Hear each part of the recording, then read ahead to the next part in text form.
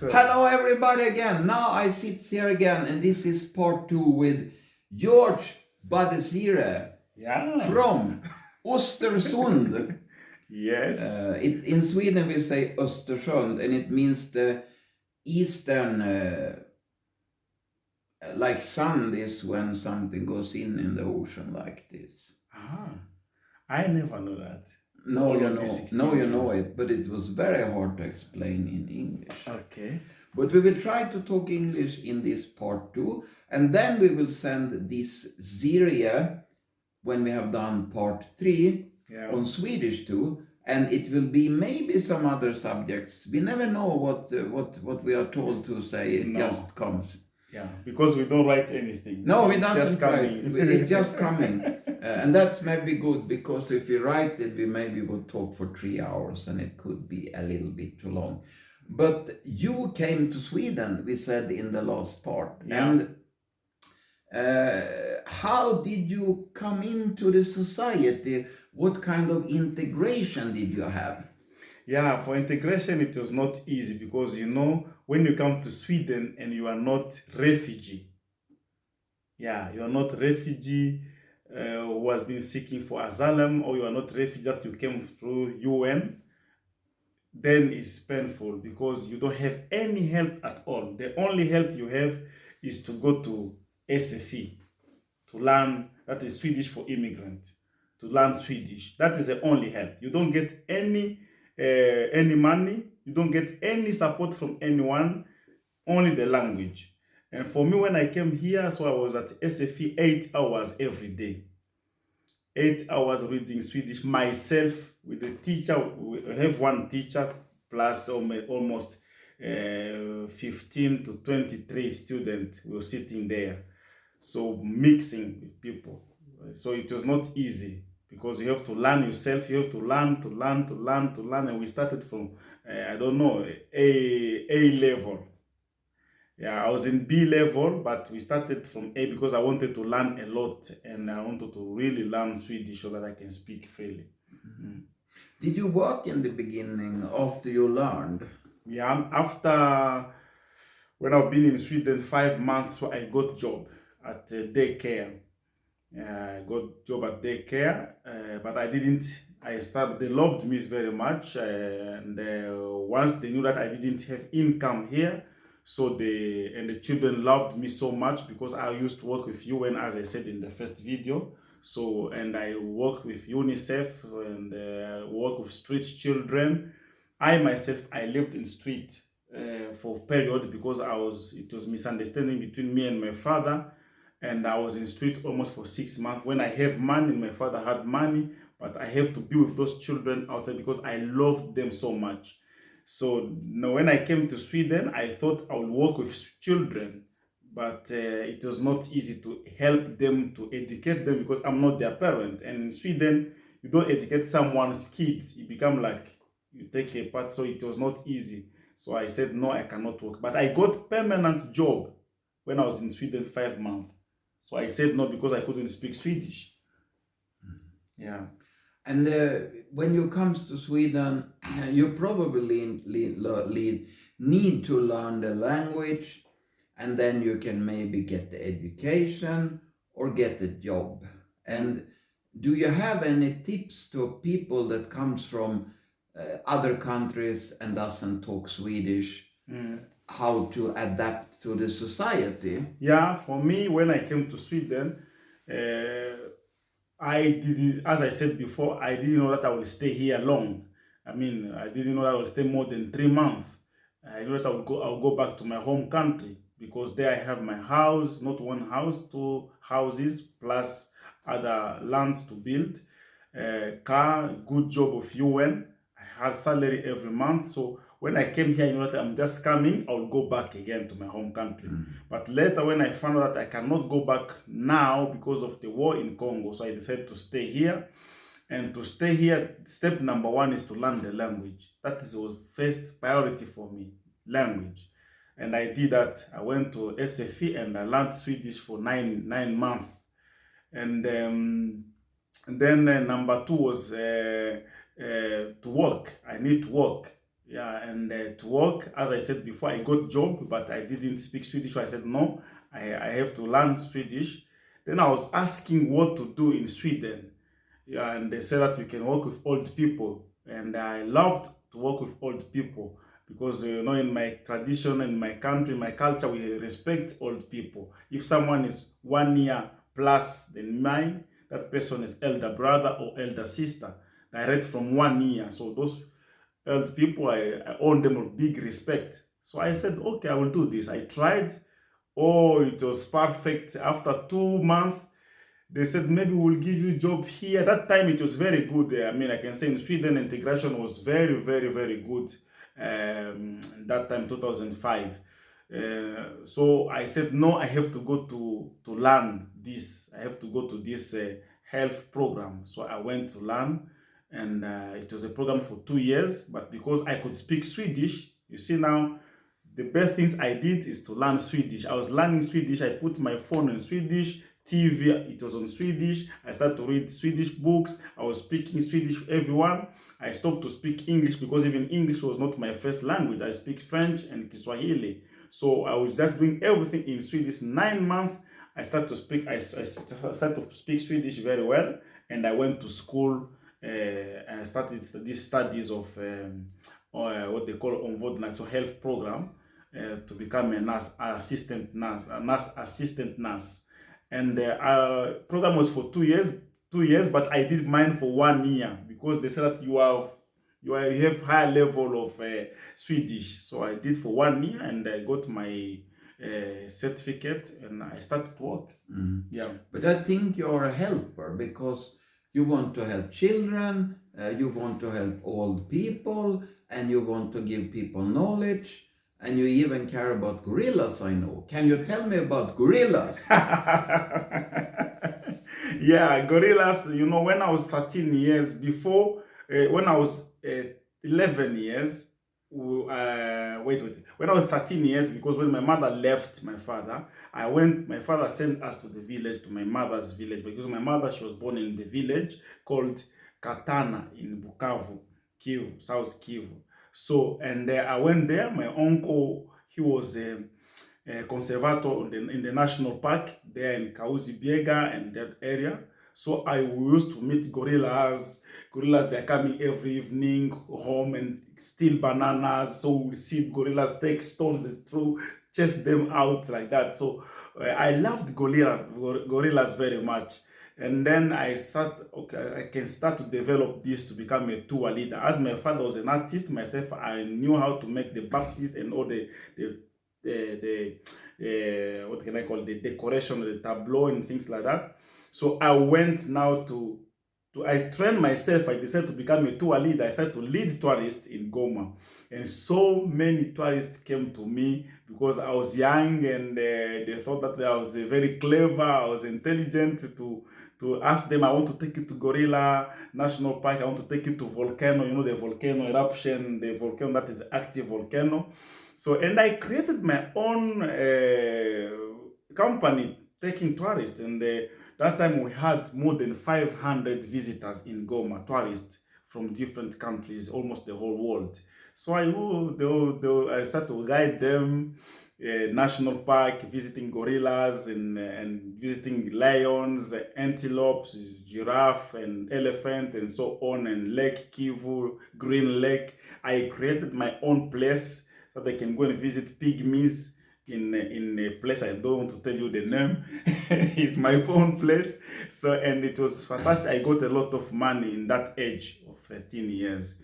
Because in Africa, it's not so many children who will get, they are not, majority of children, they don't have money until maybe when you are 20 or 25.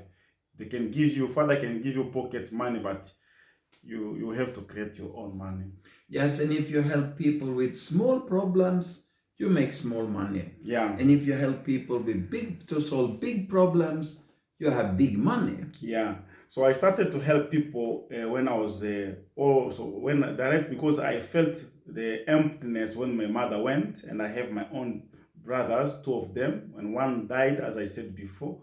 So I started to care about people because the loneliness of being raised by my father alone, it was not easy. And as in Africa, men doesn't do a lot of things, cooking food, like we needed a lot of work. And my father took someone to help, but it was not enough.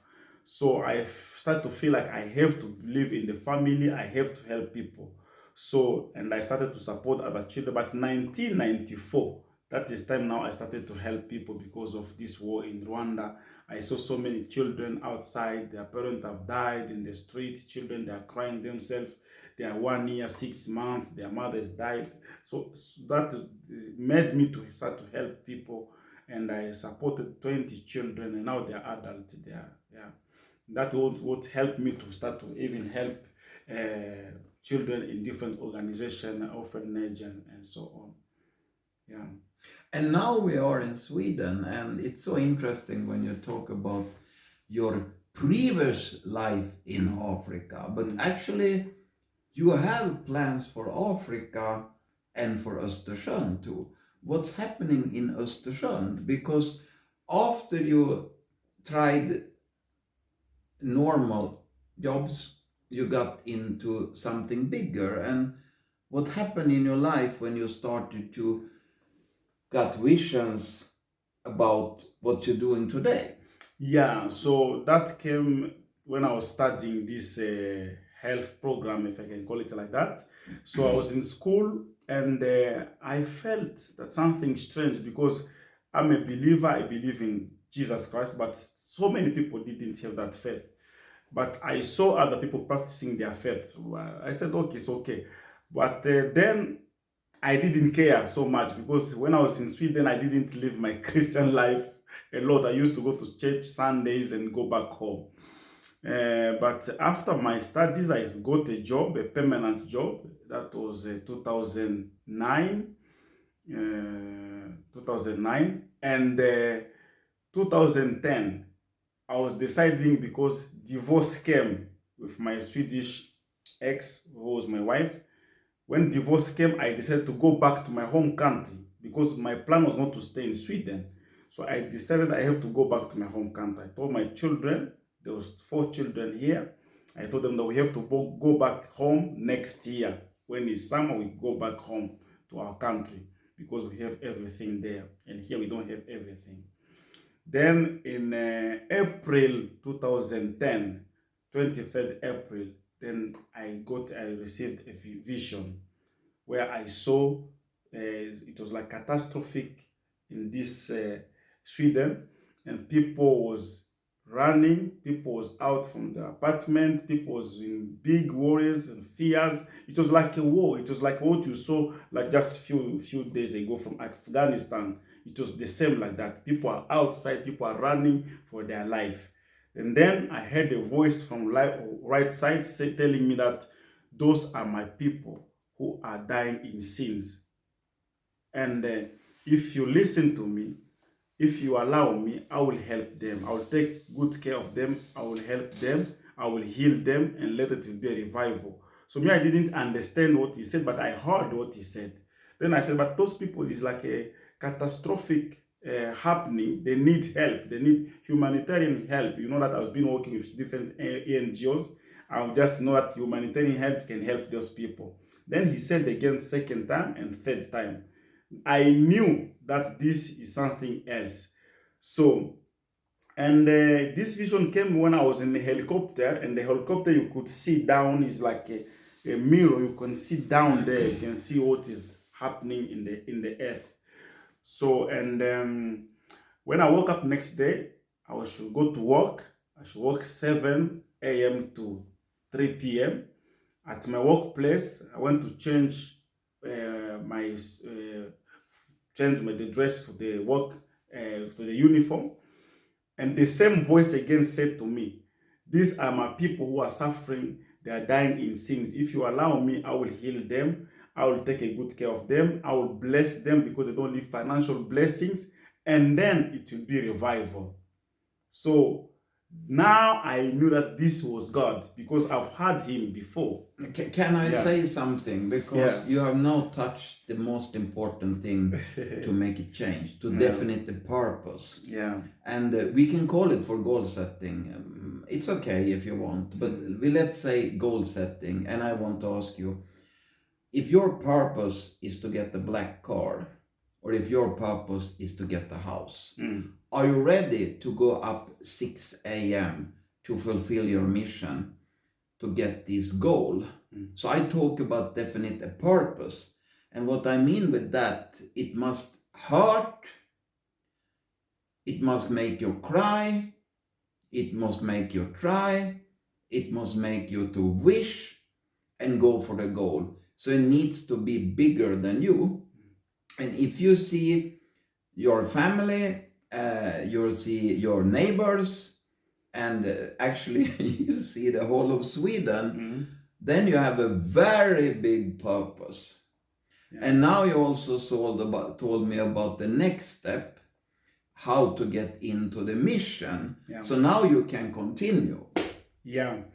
So, and then I understand that it was God who was speaking, it was Jesus who was speaking, because no one can say that my people are dying in sins if it's not God. No one can say that I want to take good care of my people if it's not God. No one can say that they are not living financial blessings if it's not God. It means this is God. So I told my colleague that it was God. I have something in me that maybe if you look at me and I'm distracted, so try to tell me. So from that day, it has changed my life a lot. So, and after work, I went back home.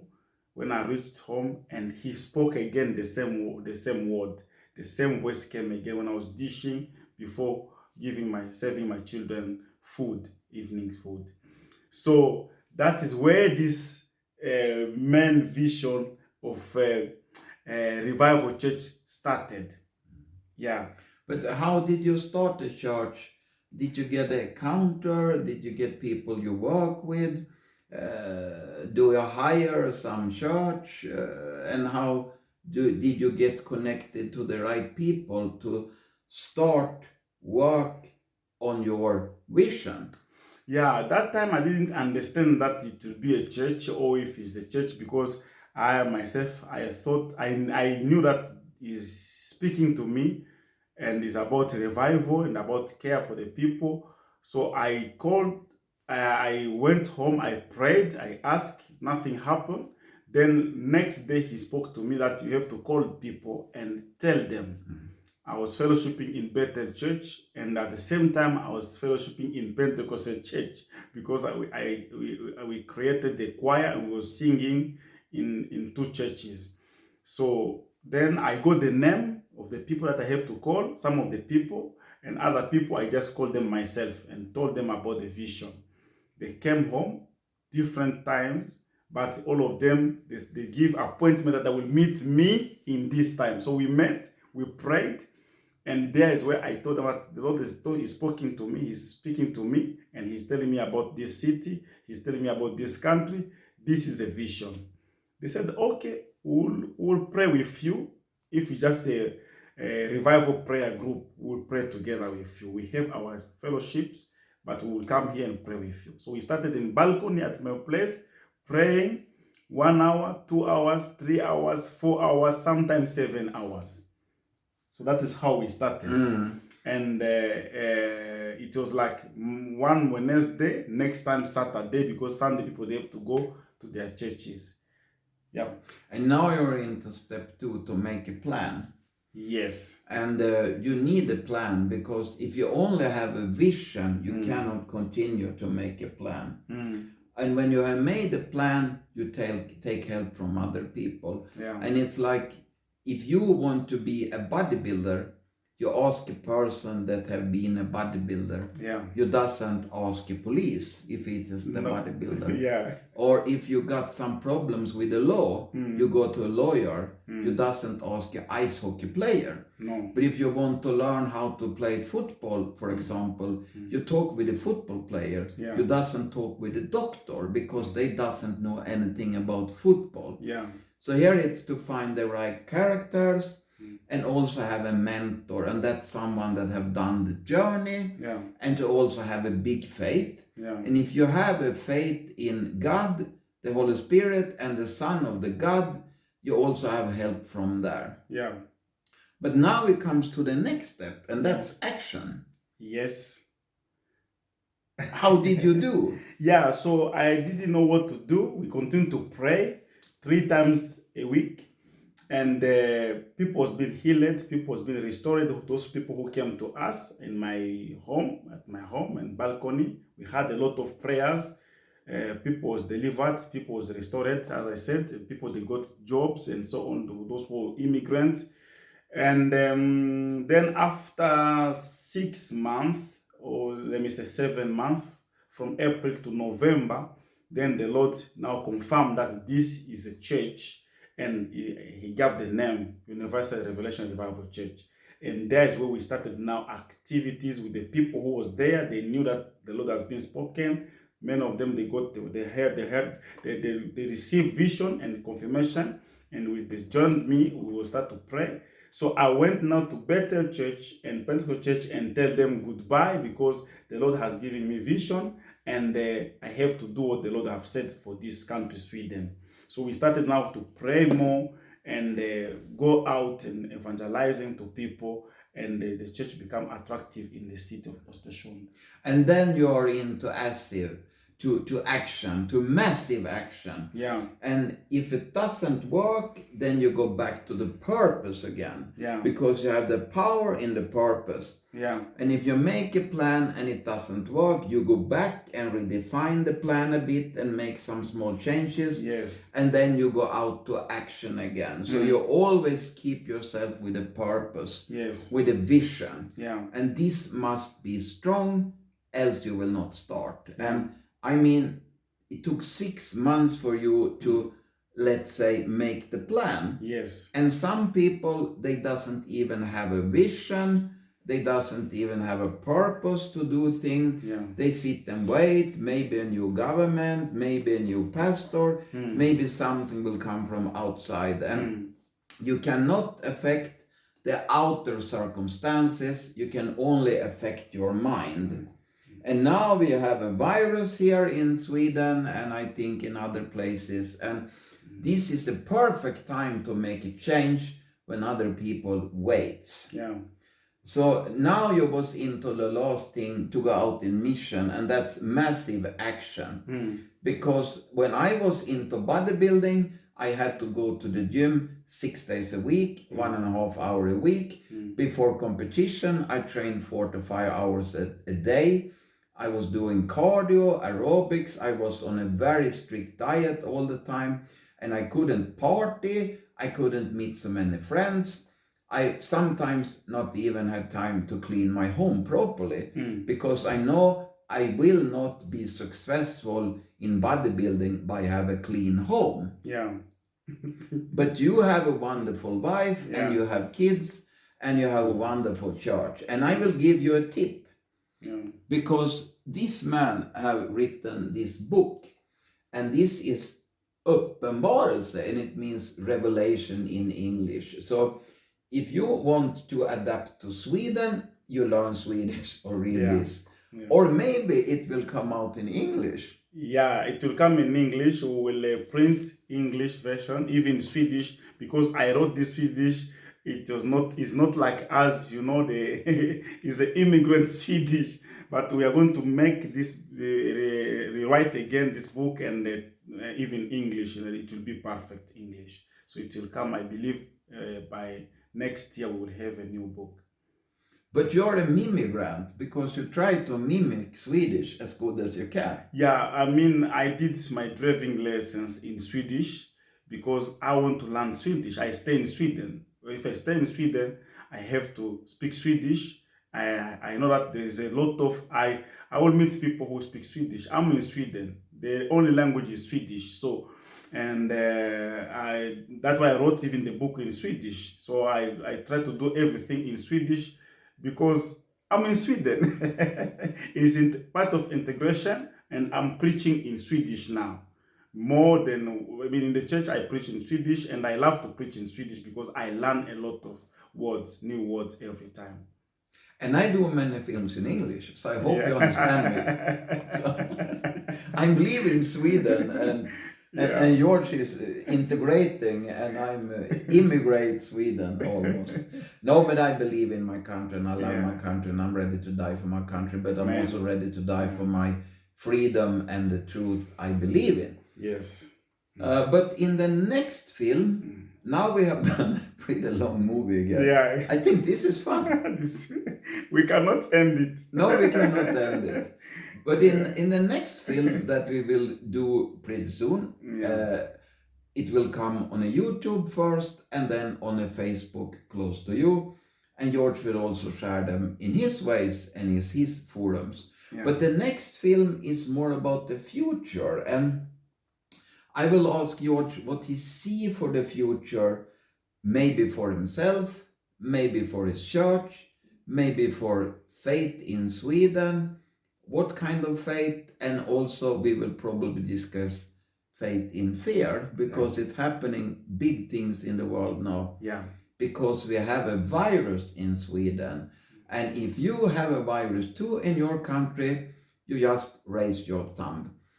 So we will talk more about what will happening, what does he believe, and can we change it in some way as one person, and can we do a bigger change if we are 10, 100 or 1,000, like William Wilberforce did in England when he get rid of the slavery in the empire and in Sweden and Portugal, because we had slaves too in Sweden. Yeah. And if you sit in USA, I'm sure you never had slaves. Yeah, of course. Yeah, so it's coming in next video. Yes.